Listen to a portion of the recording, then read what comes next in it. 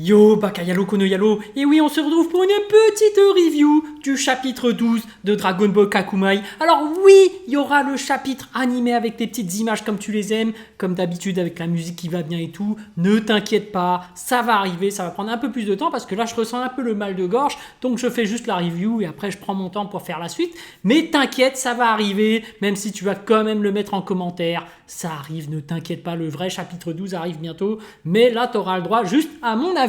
En attendant, tu peux aller sur Manga Draft directement pour regarder le chapitre et sinon je te mets en description les différents chapitres que tu peux voir depuis le début ou sinon tu peux aller directement t'acheter le bouquin. Oui, le chapitre 1 et 2, le tome 1 et 2 sont disponibles directement sur DBK Tom sur Instagram, tu les contactes directement, ils te le font sur mesure ou sinon il faut aller sur leur site internet, je te mets tous les liens en description. Mais commençons la review par rapport à ce chapitre 12 et là on suit les aventures donc de notre nouvel ami Amaron. Bien évidemment je dis ami, mais est-ce que c'est un ennemi? On ne sait pas encore, a priori c'est un ennemi. Parce que le mec a l'air d'être démoniaque, il a une aura ténébreuse, c'est un dieu de la destruction. Bref, il arrive dans l'univers 4, déjà il arrive à avoir un cube, donc il peut se déplacer inter-univers, il veut directement aller voir le grand prêtre, s'il va là-bas, bon, moi je pense qu'il va se faire massacrer, mais bon, passons. Il va dans l'univers 4, là on apprend dans l'univers 4 qu'il y a encore nos amis Ganos et tout qui se font démolir, d'ailleurs c'est très... comment dirais-je, la mise en scène est très impressionnante parce que quand ils arrivent, t'as son sbire Doomla qui fait de la magie, des illusions, il met un gros hologramme de son dieu de la destruction Amaron et ils disent prosternez-vous et t'as les gens qui se prosternent d'un coup, c'est impressionnant, ça fait un peu Thanos qui arrive avec ses sbires dans une nouvelle planète, ils veulent des tribus et t'as tout le monde qui se prosterne directement. Bon là a priori, on a reconnu Ganos et deux de ses compères qui se rebellent, oui, ils sont avertis par le grand prêtre, ils essayent de combattre, mais malheureusement, on ne verra pas le combat, il est hors champ. Et ça, c'est dommage, parce que Ganos, quand il s'est transformé en oiseau électrique, il était super bien dessiné, il était super stylé. Moi, je me rappelle du combat lors de l'animé contre Muten Roshi, c'était magnifique. Moi, j'ai adoré ce combat. Bon, c'était plus Muten Roshi que j'ai adoré, mais je trouvais quand même qu'il avait un petit truc, cet oiseau. Et là, malheureusement, on l'a pas vu combattre. Ça prouve à quel point aussi, il est plus faible, et on a eu un aperçu de la puissance d'un des sbires, juste Doomla qui semble être le plus faible. Mais on a eu un aperçu à un moment donné, il a fait un petit mouvement du doigt et la créature Ganos a commencé à vieillir d'un coup. J'ai fait ouh, c'est chaud. Les mecs ils sont pas là pour rire. En plus, dieu de la destruction, on ne sait pas ce que voit Amaron, mais a priori il est plus faible que Kitela. Donc lorsqu'il a vu Kitela arriver, il a fait c'est bon, ça va vite, partons, tu vois. Après, je rappelle que Kitela, c'est quand même l'un des plus puissants Akaishin qui existe. C'est le seul qui peut rivaliser avec Beerus. C'était les deux qui étaient restés debout à la fin de leur combat lors du tournoi du pouvoir en introduction, là. Donc Kitela, c'est la souris, et Beerus c'est le chat et la souris, Tom et Jerry, mais tu sais que la souris semble être peut-être plus puissante que le chat. Après, bon, il est possible que ce soit Beerus le plus puissant. Mais en tout cas, ça semble être les deux plus puissants. Donc, il semblerait qu'Amaron, qui vient tout juste d'être élevé au rang de dieu de la destruction, ce serait surprenant qu'il soit plus fort déjà que Beerus, tu vois. Alors qu'il n'a même pas eu l'occasion de s'exercer sur ses fonctions de dieu de la destruction. Il n'a pas eu le temps de s'exercer au Hakai. Normalement, il n'est pas censé être plus puissant. Enfin bref, voilà, c'est normal qu'il prenne la suite face à Kitela. C'est normal qu'il prenne la fuite. Après, on a quand même une explication pour un peu le lore des dieux, donc dans le divin, comment accéder au palais du grand prêtre. Eh ben, tu as un certain mot de passe à passer en fonction des différents passages où tu vas, à travers les différents univers. Donc ça, c'est super intéressant parce qu'en fait, on apprend que les nouveaux univers ressuscités, du coup, on a ce qu'on appelle des triplés. Ce sont plus en fait des univers jumeaux, mais ce sont des triplés. Donc c'est super intéressant parce que ça fait un parallélisme aussi par rapport aux triplés, par rapport aux Kaioshin, Akaishin et Ange.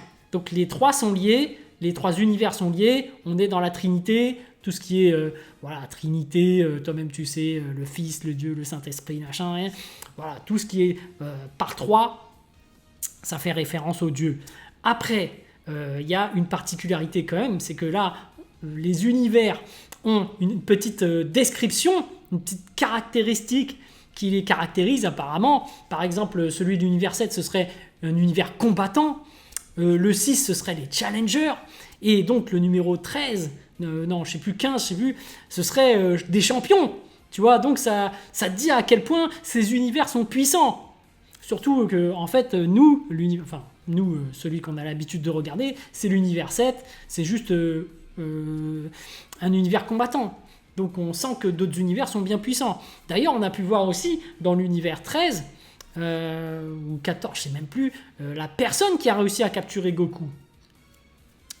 Celui qui a une tête qui ressemble, je trouve, un peu à Broly, mais bref. Ce qui est dommage, je trouve, voilà, il est temps de critiquer un peu, c'est que lorsqu'on a eu la présentation des différents univers, qui sont des triplés finalement, donc on a eu Frieza, très stylé et tout, mais à chaque fois, c'est toujours présenté, dans ce que je constate dans Kakumai, par un dieu de la destruction et un ange.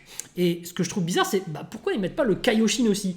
Parce que le Kaioshin, finalement, il est lié au dieu de la destruction, il est lié à l'ange. Donc je présume que Kakumai part sur une échelle de puissance comme quoi les Kaioshin sont bien plus faibles que les dieux de la destruction et que les anges sont plus forts. Donc ça fait vraiment Kaioshin subi de dieux de la destruction, puis les anges qui sont vraiment au-dessus. Ok, pourquoi pas, mais c'est dommage parce que on sait que certains humains sont capables de dépasser le niveau des Kaioshin. Donc ça aurait été intéressant peut-être que voilà, un Kaioshin surpasse un dieu de la destruction. Ça aurait été sympa, tu vois. Ça aurait pu faire chambouler un peu l'ordre, tu vois, du divin qui dit que voilà, c'est pas parce que t'es à telle place que t'es figé à tel niveau, tu vois. Parce qu'on a eu un Jiren plus fort qu'un dieu de la destruction. Dans l'animé, c'est clairement dit, et c'est de là qu'est la suite. Donc moi, je vois pas pourquoi il n'y aura pas une exception parmi les dieux. S'il y a une exception parmi les mortels, voilà, pourquoi pas parmi les Kaioshin. Bon, pourquoi pas après, c'est vrai que les Kaioshin, en termes de nombre, il y en a beaucoup moins, donc c'est beaucoup plus rare de surpasser le dieu qui est le stade au-dessus. Mais je trouve ça dommage parce qu'on parle de triplé. J'aurais voulu qu'on parle un peu plus des Kaioshin, surtout qu'après ils en parlent par rapport à Gohan. Donc ça aurait été l'occasion idéale pour dire non mais en fait il n'y a que dans les premiers univers où ils ont été détruits que les Kaioshin sont faibles. Mais en fait tu vois pour Gohan les capacités de Kaioshin en fait peuvent le rendre encore plus puissant. Tu vois. Il y aurait pu y avoir un petit truc. Mais comme je le disais par rapport à Dragon Ball Super, est-ce qu'on partirait pas sur de l'ultra-altruisme? Oui. Parce qu'on a de l'ultra-instinct avec les anges. L'ultra-ego n'existe pas là, mais pourquoi pas partir sur de l'ultra-altruisme? Sans l'ultra-ego, c'est pas grave.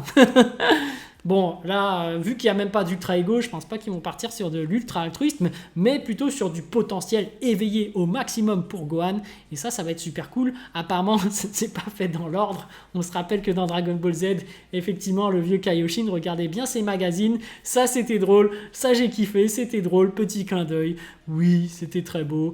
Et donc, ça expliquerait pourquoi Gohan, quand il est énervé, il déploie tout son potentiel. Il est en forme ultimate, mais du coup, il est toujours en forme normale. Ils ont inversé tous les ordres. Du coup, peut-être qu'après, son potentiel éveillé, en fait, il pourra se transformer en Super Saiyan, puis reprendre en SSJ2, etc. Voilà, on ne sait pas, mais ce serait sympa. Après, ce serait sympa aussi que Gohan atteigne le stade divin, hein, parce que bon... SSJ God, SSJ Blue. Bon, après, a priori, ça a l'air d'être plus parti pour Goten et Trunks, mais là, Gohan... Bon, on attend du lourd par rapport à Gohan. Hein. Là, il est plutôt stylé. Il veut se taper contre Jiren, mais après, il va se faire déployer son potentiel, donc on verra la différence, je pense. Du coup, là, il va pouvoir peut-être rivaliser un petit peu avec Jiren, mais bon, finalement, on sait très bien qu'il va se faire avoir. Et après avoir éveillé son potentiel, je pense que là, peut-être qu'il pourra rivaliser, ce qui pourrait être super intéressant par la suite pour Gohan. Est-ce que Kakumai va prendre le risque de, donner une nouvelle transformation? Ce serait génial, une nouvelle transformation pour Gohan. Moi, j'attends que ça. En tout cas, voilà, les aventures d'Amaron sont intéressantes. Après, moi, je pense que voilà, si on t'introduit Amaron comme ça, qu'on te le suit Bon, forcément, ce sera un petit antagoniste qui va défoncer les gentils, mais je pense qu'il va retourner sa veste. Moi, je pense qu'en général, quand on suit quelqu'un comme ça, c'est pour qu'on s'y accroche. Et au final, quand on s'y accroche, qu'est-ce qui se passe? C'est que la personne ne finit pas par mourir, elle finit par changer de camp et finalement à devenir gentille. Donc moi, je pense qu'Amaron, finalement, va devenir un gentil. Mais bon, parce que toi-même, tu sais, dans Dragon Ball Z, on développe pas trop les méchants, tu vois. Dès qu'on veut qu'ils restent toujours méchants, on les développe pas, ils ont pas de background, ils se tapent, un peu comme Moro, tu vois, on sait pas d'où il sort tout ça. Voilà, et puis après, on finit par les faire mourir. Bon, je dis ça, mais après, avec Zamasu, ils ont quand même développé son histoire, qui est intéressante et tout. Là, par rapport à Amaron, en fait, on ne sait toujours rien de lui. On suit son aventure, mais on ne sait rien de sa personne, on ne sait pas d'où il vient. Alors, on en apprend plus, certes, sur ses sbires, qui viennent du royaume des démons. Et ça, c'est super intéressant aussi par rapport au royaume des démons, parce que du coup, il y aura peut-être une confrontation par rapport à Majin Buu, peut-être par rapport à Dabra. Ça peut être intéressant, voilà, de voir comment ça se passe au niveau des royaumes des démons et comment est-ce que Majin Buu va pouvoir se développer, est-ce qu'il y aura des adversaires à lui tels que des démons et est-ce qu'il y aura un culte par rapport aux démons qui vont pouvoir rivaliser avec les anges, parce que je rappelle qu'en par opposition des anges, ce sont les démons. Donc on est vraiment dans voilà, de la divinité, les démons, les anges, les dieux de la destruction. Bon, les Akaishin... les Kaioshin, on a l'air un peu de les zapper. Il semblerait quand même qu'ils soient comme un peu exploités pour élever le potentiel de Gohan. Donc il y a un dénommé Xiao, le Kaioshin de l'univers de Jiren là. Mais bon, après on va voir comment ça se développe par la suite. Mais ce que je constate quand même, c'est que l'équipe Kakumai, du moins Kakumai, essaye de développer tous les personnages, et notamment avec Ganos et tout, que je trouve pas forcément utile, puisque Ganos, on sent bien que c'est un personnage vraiment secondaire du tournoi du pouvoir. Autant le trio Danger, c'est vrai qu'ils sont secondaires, mais je les aime bien. Là, Ganos, trop faible par rapport aux autres. Donc moi, je compte pas vraiment le revoir par la suite, hein. Mais bon, après on verra. Après, je trouve que ce qui a été mal fait aussi, c'est ces acolytes là, à Ganos. Est-ce qu'ils sont morts ou pas? Parce qu'on les avait vus à terre, plein de sang et tout.